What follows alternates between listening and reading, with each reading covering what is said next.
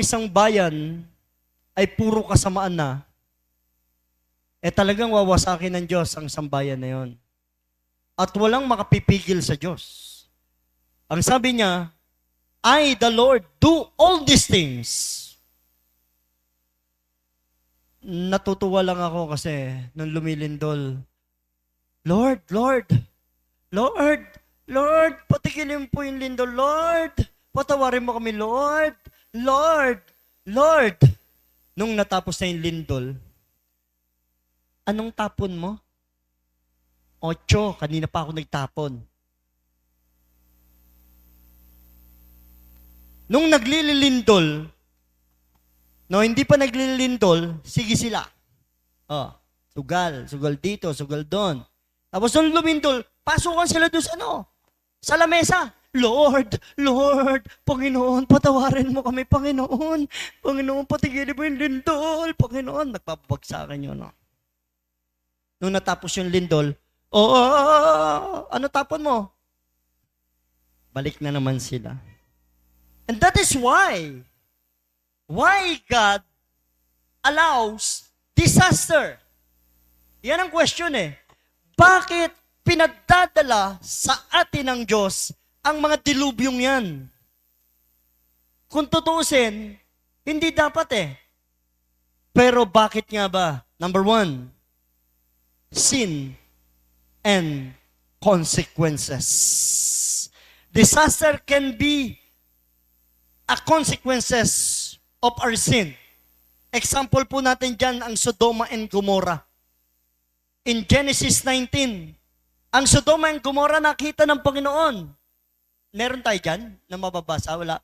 Ang Sodoma and Gomorrah, marahaba po kasi yan na kung saan nakita ng Panginoon na napakasama na ng mga tao sa lugar na yon. Kaya anong ginawa ng Diyos? Iniligtas lang doon si Lot, yung pamangkin ni Abraham. Dahil hiniling ni Abraham na iligtas si Lot. At alam ng Diyos kung sino tinutukoy ni Abraham na kung meron po bang matuwid na tao, kahit si Lot hindi matuwid Pero because of Abraham, the covenant, the Abrahamic covenant of the Lord, iniligtas ng Diyos si Lot. Yun nga lang, yung asawa ni Lot, hindi naligtas. Naging haliging asin. Bakit? Gusto niyang lumingon dun sa sin. The sin city, sabi ng angel, huwag kayong lilingon. Hindi siya sumunod sa Lord Doon siya nagkasala. Hindi siya sumunod sa sinabi ng anghel ng Diyos. Alam niyo mga magulong kapatid, iyan ang nagiging dahilan kung bakit merong mga lindol at pagputok ng mga bulkan. Bakit nagkakabaha na wala namang water doon sa isang lugar na yon? Why? Because of sin and consequences ng tao. No? Panahon ni Noah, at the day of Noah, nakita ng Diyos wala nang mabuti Kaya anong ginawa ng Diyos? Pati yung mga higante namatay nung panahon na yon. So, yung mga higante, na kung saan ng mga anak ng Diyos nagsipag-asawa ng mga tao dito sa lupa, mga naging higante. Yung tinatawag na mga Nephilims nung araw, hindi na inano sa Bible yan kasi no credit naman Kumbaga, istorya na lang. Hindi yun ang importante. Ang importante, yung pinagmulan ni Jesus Christ. Dahil yung mga higante nung araw, sa kanilang laki, isip nila na sila ang Diyos. Anong ginawa ng Lord? Sa napakasamang mga prinsipyo nila, winasak ng Diyos sa pamamagitan ng baha ang mundo at ang iniligtas lamang ay ang pamilya ni Noah. Judgment and accountability. Number 2. Yan, letter B. Judgment and accountability. God may allow disaster to hold people accountable for their action and to call them to repentance. Alam nyo, kaya pinapadala ng Diyos ang mga disaster, mga magulong kapatid, because of the accountability ng tao. No? Yan ang tinatawag na judgment ng Lord sa kanila. Hindi na bababa ang Diyos, alam niyo po ba? Napakaliit lang natin sa mata ng Diyos. Kung titingnan niyo po ang kalangitan, meron doon laking mata. At ang dami-dami nilang nakatingin sa buong universe kasama na ang earth. At nakikita nila ang galaw ng mga tao. At alam ng mga disaster angel kung kailan nila pupuksain ang mga tao dahil inutos yun ng God the Father sa kanila. Alam ng Diyos lahat.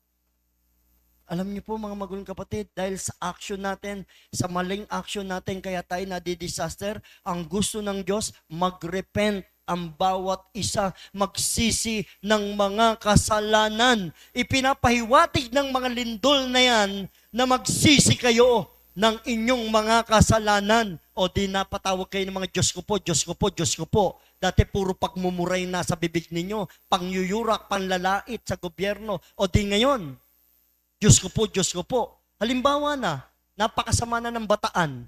Dito naman dali ng Lord. Buti nga may nag-i-intervene dito sa Bataan. Doon, wala bang Kristiyano doon sa Davao para mag-intervene ng mga lindol? Baka hindi sila malakas sa Lord, ano? Parang ganun. Hindi kasi, ang tinitingnan ng Diyos yung kasamaan ng mga namumuno eh. Do you imagine that, mga magulang kapatid? In Genesis 6:5-7, the days of Noah na naman tayo, the judgment through the flood. Meron tayo niyan? Nakita ni Yahweh na laganap na ang kasamaan ng tao sa daigdig. At puro kasamaan na lamang ang palaging nasa isip nito. Kaya't labis na ikinalungkot ni Yahweh na nilikha pa niya ang tao. Sinabi niya, lilipunin ko ang lahat ng taong aking nilalang. Lilipunin ko rin ang lahat ng hayop at mga ibon. Lulungkot kong nilalang ko pa ang mga ito. Nalulungkot ang Diyos. Abang nakikita niya ang sasama ng tao. May nag-share sa ibang bansa ng kindly pray nga pala, no? Would you kindly close your eyes? Pray natin yung mga Christian natin, kapatid natin, na sinusunog po ang kanilang mga churches sa ibang bansa ng mga Islamic at pinapatay po sila. Dakilang Diyos, Ama ng mga Panginoon sa lahat, tulungan mo yung mga naglilingkod sa iyo, yung mga anak mo sa ibang bansa. Alam po namin na may place po sila sa iyong kaharian, sa mga pinatay, sa mga sinunog ang iyong tahanan. Alam po namin may kaparusahan sa mga ginawa ng mga taong ito, Panginoon, sa iba't ibang panig ng daigdig. Proteksyonan mo po, Panginoon, ang iyong mga kakristyanuhan, ang iyong mga anak na naniniwala sa iyo. Purihin ka, O Diyos, magpakailanman sa pangalan ni Jesus. Amen. Sobrang sama na ng tao. Grabe. Sobrang sama ng tao.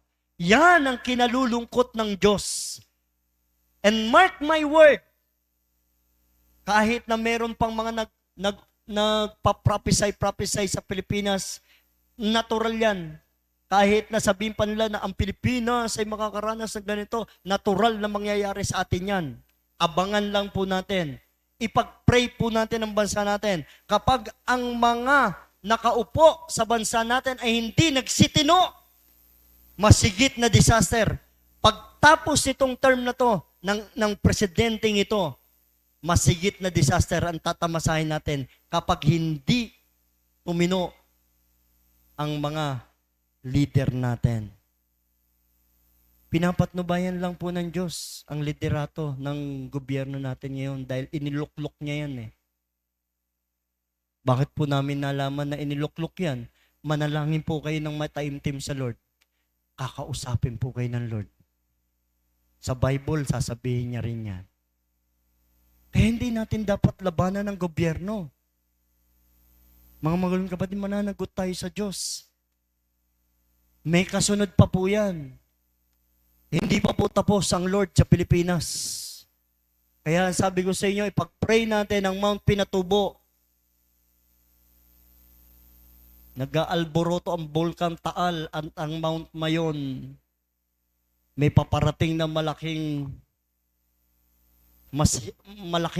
bagyo dito sa Pilipinas. Tinuturuan tayo ng Diyos.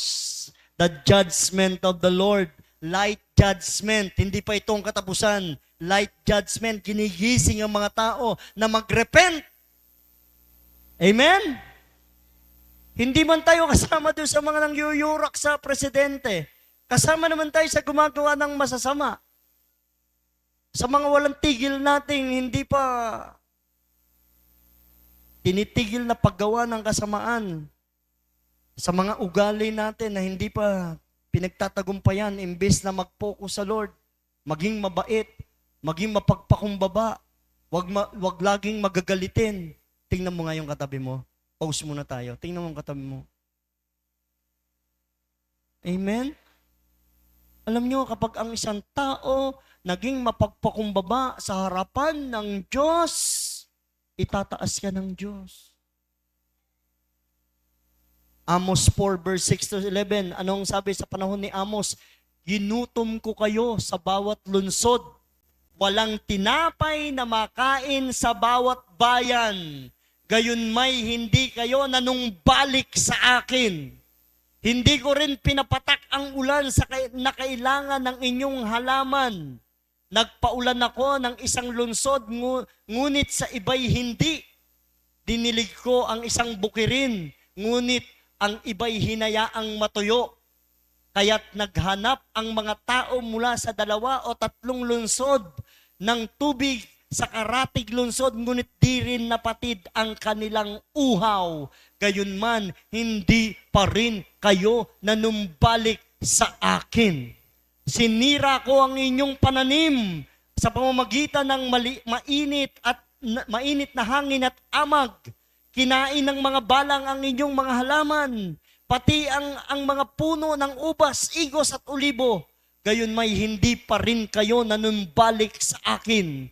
Pinadalhan ko kayo ng salot tulad ng aking ginawa sa Ehipto. Pinatay ko sa digma ng ang inyong kabinataan. Inagaw ko ang inyong mga kabayo. Bumaho ang inyong mga kampo. Dahil sa mga nabubulok na bangkay, halos hindi kayo makahinga. Subalit hindi pa rin kayo nanumbalik sa akin. Pinuksa ko ang ilan sa inyong lungsod tulad ng Sodoma at Gomorrah. Kayo'y parang nagbabagang kahoy na inagaw sa apoy. Ngunit ayaw pa rin ninyong manumbalik sa akin, sabi ni Yahweh. Tigas ng ulo ng mga tao, grabe. Binibigyan ng pagkakataon ng Diyos ang bawat isa na maging totoo sa Kanya at manumbalik sa Kanya para hindi maging mabaho ang kapaligiran. Amen? Gusto niyo bang mabaho kayo? Nakita niyo po, kabit-kabila ang namamatay sa bagyo. Kabit-kabila ang namamatay sa lindol. Kabit-kabila ang namamatay sa paglubog ng barko. Pagbagsak ng eroplano, pero hindi pa rin nanunumbalik ang tao sa Diyos. Nagkakaroon na ng kagutuman, wala pa rin silang pakialam. Pagkatapos ng lindol na niyan, pupunta ang presidente doon sa lugar na yon, mamimigay ng ayuda, kukunin lang yung ayuda, tapos mamimintas pa yung mga yan. Oy, ito lang yung binigay. Talagang talagang mga kurap yan . Yung presidente niyan, kurap yan. Huwag niyo sasabihin ng ganoon. Yung mga gumagawa ng kabutihan sa inyo, magpasalamat kayo sa Diyos. Merong ginagamit pa rin ng Diyos sa kabila ng kasamaan ng isang bayan. Sa Amos, nangyari na. Sa panahon natin ngayon, generation to generation, tumuntong na sa lupa ang Panginoong Hesus, nakabalik na sa langit, at malapit nang dumating, hindi pa rin nanunumbalik ang tao sa Diyos. Punong-puno pa rin ng kasamaan. And when God allows disaster, refining and purifying, alam nyo, kaya inaalaw ng Diyos yan, nililinis ang bawat isa. Sa mga kabulukan, sa mga mababahong mga ugali, sa mga mababahong sa mga mababahong mga ginagawa ng mga tao. Disaster can refine and purify. God's people testing their faith and character. Kasama tayo doon. Pinapaunawa sa atin ng Diyos ang mga lindol at mga disaster para tayo ay maging malinis sa harapan niya, para tayo gumawa ng malinis at tama. Nire-refine tayo ng Diyos. Hindi porket walang lindol sa bataan, hindi ka na magbabago. Gusto mo pa bang maranasan ang lindol bago ka magbago? Gusto mo pa bang mabagsakan ng mga bato para sabihin mong patawarin mo ako, Panginoon, sa ginawa kong ito? Pinupurify ng Diyos ang tao.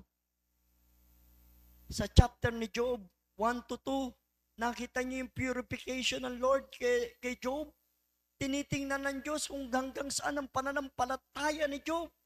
Halos lahat nawala sa kanya. Nagkasakit pa siya.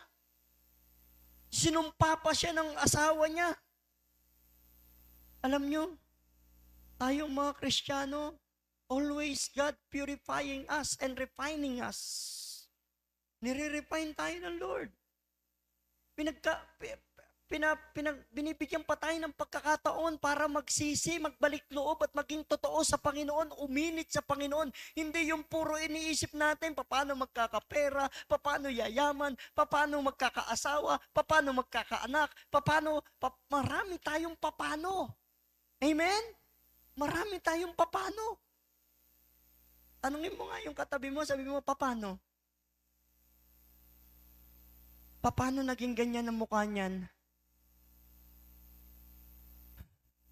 Salamat na lang may papanong AI.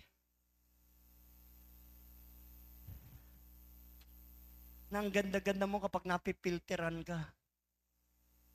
Pero sa natural. Uy, huwag niyong lulukoyin yung mga Amerikano, ha? Minalokong Amerikano, eh. Nung pumunta dito, magpapakasal, nakita niya, ikaw ba talaga yan? Oo, ano ko eh, na-irritate yung mukha ko, na derma, yung pala talagang mukha niya yon. Filter lang pala yung nakikita ng American sa ano. In 1 Peter 1 verse 6-7, ito'y dapat ninyong ikagalak, bagamat kahit na maaaring magdanas muna kayo ng ibang pagsubok sa loob ng maikling panahon. Ang ginto, bagamat nasisira, ay pinaparaan sa apoy upang malaman kung talagang dalisay. Gayon din naman ang inyong pananampalataya na higit na mahalaga kaysa ginto ay sinusubok upang malaman kung ito'y talagang tapat. Sa gayoy kayo'y papupurihan, dadakilain at pararangalan sa araw na mahayag si Jesucristo. Naniniwala kayo mahahayag ang ating tinanggap? Mahahayag siya pagdating ng rapture time, the end of times. Wala na rin ang masasama. After 7 years tribulation, limas na lahat. May bagong langit, bagong Jerusalem, bagong langit at lupa. Nandun na yung matutuwid, nandun na yung mga nakakilala sa Panginoong Jesucristo. Iahayag siya, itatampok siya ng Diyos Ama. At higit na ipapakilala sa mga kumilala sa Kanya. Makikita natin ang mukhaan ng Diyos na si Jesus. Na nagniningning na katabi ng Diyos Ama. Siya ang tagapamahala natin, mga magulong kapatid. Panandalian lang yan, mga pagsubok na yan. Kaya huwag kayong kabahan kapag may lindol. Amen?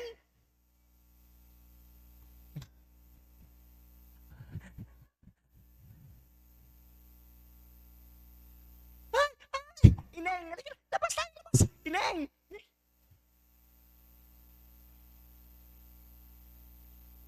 God is in control. Kung malaki ang pananampalataya mo sa Diyos, God is in control. Palakpakan natin ang Panginoon. Mystery and sovereignty kung bakit pinapadala ng Diyos ang mga disaster. Romans 11 verse 33 verse 36. Anong sabi diyan? Lubhang napakasagana ng kayamanan ng Diyos, di matarok ang kanyang karunungan at kaalaman. Sino ang makapagpapaliwanag sa kanyang mga kapasyahan? Sino ang makakaunawa sa kanyang mga pamamaraan? Gaya ng nasusulat, sino ang nakaalam sa pag-iisip ng Panginoon? Sino ang maaaring maging tagapayo niya? Sino ang nakapagbigay ng anuman sa kanya na dapat niyang bayaran? Sapagkat ang lahat ng bagay ay mula sa kanya, sa pamamagitan niya at pag-aari niya.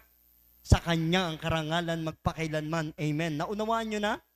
Ang Romans 11:33-36, basahin niyo yan, mauunawaan niyo kung kanino talaga ang mundong ito, kung kanino talaga ang universe, kung kanino talaga ang buhay mo, kung kanino talaga ang tinatamasa mo. Ang sabi ng Biblia, lahat pag-aari ng Diyos. Kaya pag-aari ka ng Diyos. Anumang bagay o anumang nangyayari sa buhay mo, wala kang magagawa kapag ang Diyos na ang kumilos sa'yo. Amen. Wala kang magagawa, kapatid. Kaya ang gawin mo lang sumunod sa Lord para yung pagpapala mag-umapaw sa'yo. Sometimes disaster occur due to the fallen state of the world. Dahil sa kasamaan ng sanlibutan, sa nangyayari sa bansa nating Pilipinas, sa tingin nyo, hindi tayo tatamaan ng lindol sa iba't ibang lugar, sa ibang mundo, tsunami, mag-abang lang tayo ng balita and hopefully sealed the blood of Jesus ang lugar ng Bataan. Ang sama na ng Pilipinas. Pinapakita ng Diyos yung kanyang kapangyarihan, ang soberanya ng Panginoon. God's sovereignty is not always fully understand. Hindi natin maunawaan. Sabi ng Biblia, hindi natin matarok ang kanyang pamamaraan. Bakit nangyayari? Do you imagine, kaya ba ng mga politiko yan na paugain ng mga bundok, ugain ng isang bayan? Kaya ba ng politiko yan? Hindi nyo ba napansin nung mga nakaraang tag-ulan, may sinasabi ang Diyos sa bayang Pilipinas? Yung pagkulog na nararamdaman mo. Naranasan yun? Yung biglang pagkidlat at biglang pagkulog na dumadagundong sa puso mo? May sinasabi ang Diyos sa bayang ito. Magsipagbago na kayo ng pag-iisip, manumbalik kayo sa akin. Kung hindi, isa kayo sa sasalantain ko ng mga lindol, bulkan, at tubig. Salamat tayo, hindi tayo sobra pang sama. Kasi, kapag sobra tayong sama, ang isang bayan na sobrang sama na, alam nyo nangyayari? Umuulan ng apoy mula sa taas. Totoo po yan. Yan ang mga sobrang hopefully wag tayong dumako doon. Nasa ano pa lang naman ng kasamaan natin nasa mga namumuno. Maging sa mga tao. Okay. My dear brethren, what is the response? Okay, Romans 8:28, basahin niyo lang po yan. And we know that in all things, God works for the good, for those who love Him, who have been called according to His purpose. May purpose pa rin ang Lord, bakit may disaster. Number 2, response to disaster. What we are response sa nangyayaring mga lindol na yan? Ano ang dapat nating gawin ba? Nagpapahiwatig na ang Diyos sa buhay ng bawat isa. Number 1, trust and faith to the Lord. Psalms 23 verse 4, anong sabi dyan? Dumaan man ako sa madilim na libis ng kamatayan, Wala akong katatakutan pagkat ikay aking kaagapay. Ang tungkod mo at pamalo, aking gabay at sanggalang. Do you imagine? Trust to the Lord. Dumaan ka man sa mga ganyang mga disaster, mangyari man sa iyong buhay yan. Mga magulang at kapatid, tandaan mo, huwag kang matakot. Merong kang Diyos na magliligtas sa'yo. Hallelujah. Meron pa. Isaiah 41 verse 10, sinasabi sa iyo ng Panginoon, ako'y sa iyo, huwag kang matakot. Ako ang Diyos, hindi ka dapat mangamba. Palalakasin kita at tutulungan, iingatan at ililigtas. Magtiwala ka lang sa Panginoon. Ililigtas ka ng Diyos. Huwag kang mag-worry. Ay, Melindol. Just relax. Melindol ba? Halika na. Lakad lang. Kabir-bira, nakakita nyo, nauna pa si pastor doon sa labas niya. Tumalon daw dito, pumunta doon.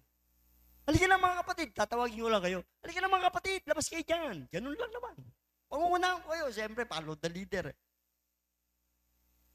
Hindi, pinapatawa ko lang kayo. Ang Diyos, nandyan lang sa tabi natin. Amen? Hallelujah.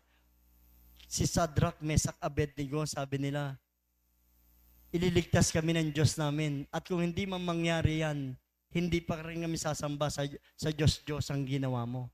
Sabi nila kaya rin yung Nebuchadnezzar, dahil alam nila, ililigtas sila ng Diyos. Iniligtas sila ng Diyos. Inilagay sila sa pugon na kung saan 10 doble ang init. Tapos nakita nung hari, apat yung nandun, 3 lang yung nilagay nila sa pugon at tila parang naglalaro. Wala naman doon sa Bible yon. Para silang, sige, ikot-ikot tayo. Ikot-ikot tayo sa apoy. Nagulat yung mahal na hari. May isa pa. Do you imagine that? Ang Diyos laging kasama mo. Kahit sa mga apoy ng buhay mo, ang Diyos laging nandyan. Hindi ka niya pinababayaan. Hindi ka na pinababayaan ng Diyos, kapatid. Hindi ka niya pinababayaan. Tandaan mo to. Huwag kang magmarokulyo. Kapag wala ka lang pera, iiyak-iyak ka dyan.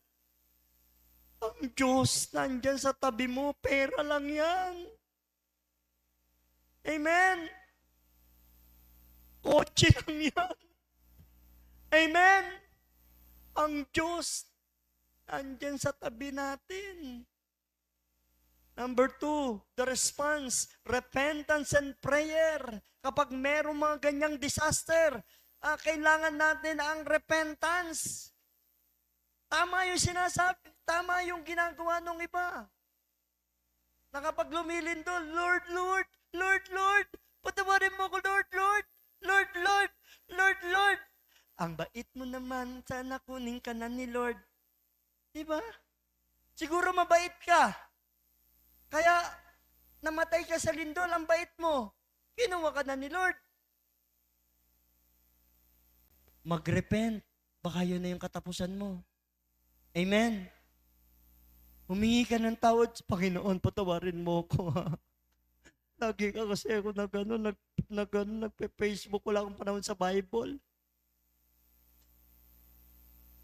Mag-ingat kayo.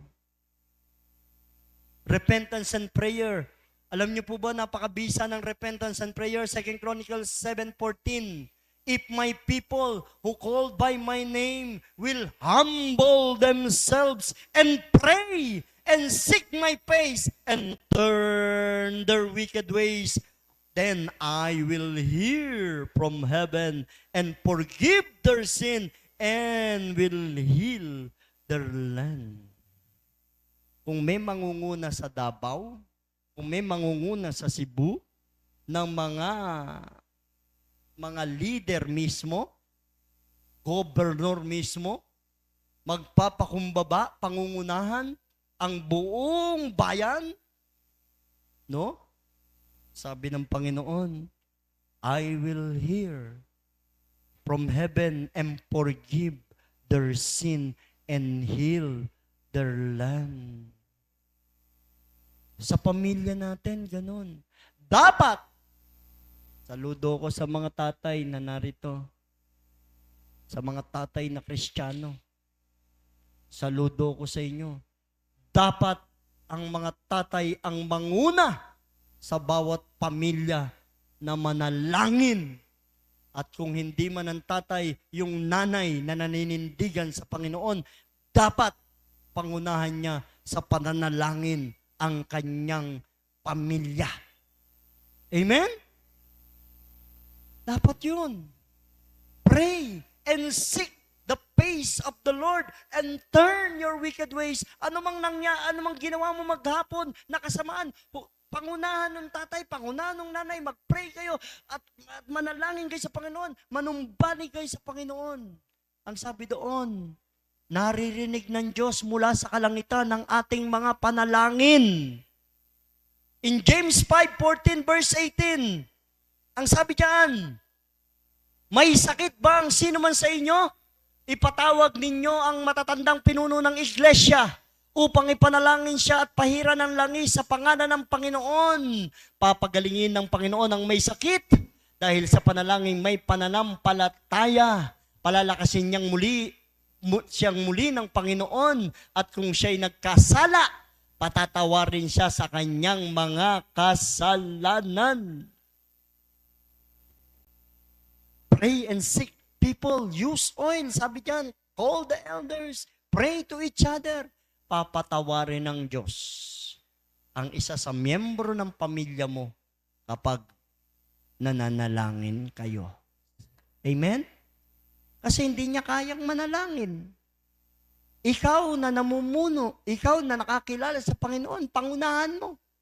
Baka ikaw nasa langit, yung asawa mo nasa impyerno, nag-aarimunding-munding. Amen? Alam niyo, arimunding-munding?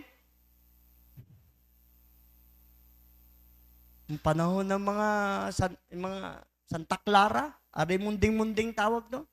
Sayaw ng arimunding-munding.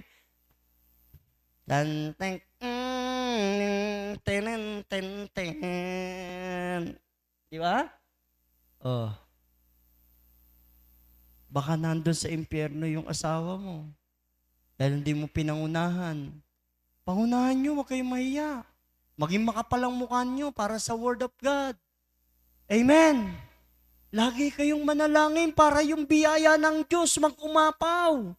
Punuin nyo ng panalangin ang bahay ninyo. Huwag yung puro problema. Amen. Walang makasagot. Tanong mo sa katabi mo, kapatid, nalalangin ka ba? Sabay tayo ha, sabi mo nga.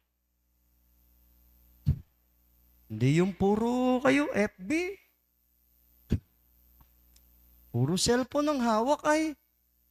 Hindi man lang mahawakan ba ang Biblia? Hallelujah. Mahawakan ng Biblia, maisipan lang ba? Amen. Hallelujah. Tapos pag nakarating kayo doon, San Pedro, hindi ako mananabong, ha? O anong verse? Anong verse mo? John 3:16. O sige, recite. Sasabihin sa'yo nung nakabantay dun sa pinto, recite. John 3:16. The Lord is the way, the truth, and the life. No one comes to the Father except by the Lord. Mali, impyerno ka. John 3:16, di mo pa alam. O, sino nakakalam ng John 3:16? Pag tumawag ako sa inyo, mamanda kayo. Tuturo ko kayo. Ano yung John 3:16? Amen!